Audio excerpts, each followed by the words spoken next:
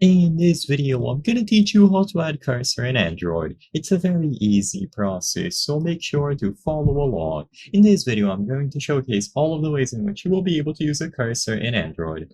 Now, the very first thing that I want to make very clear is that most Android devices, modern devices, or even older ones will simply give you a cursor if you connect a mouse. Most mice will be connected over a Bluetooth connection, so all that you would have to do is enable Bluetooth and connect them that way.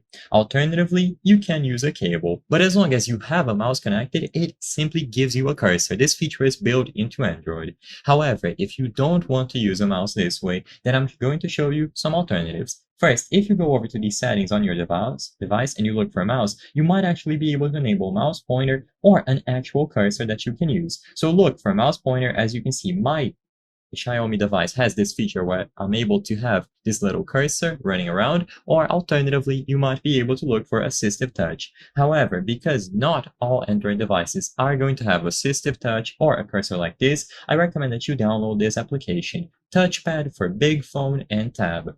This application essentially gives you a touchpad that has a cursor. So you will have to give this app permissions. So just enable touchpad. You will get this warning. Allow the accessibility. You can go into downloaded apps and then select touchpad for big phone and tab. Once you enable this, you will have to agree because this can have some consequences, but the app is safe. It has a lot of reviews on the Play Store. And like I said, it is going to be the most convenient way to get a mouse without plugging one in.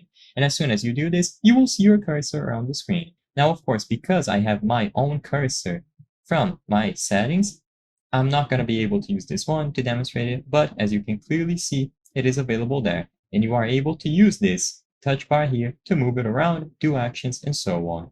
I hope I was able to help you on how to add cursor in Android. If this video helped you, please be sure to leave a like and subscribe for more very easy tips. Thank you for watching.